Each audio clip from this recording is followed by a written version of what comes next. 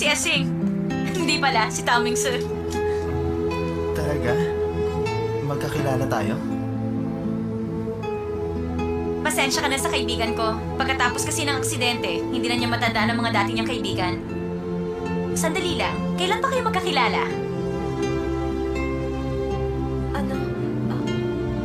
Si Taming sa dati kong schoolmate. Kung ganun pala, nag-aral ka rin sa Yingte. Tingnan mo nga naman ang pagkakataon. Asing, huwag ka na lang maglaro ng basketball ngayon. Buti nga nakakita ka ng dati mong schoolmate.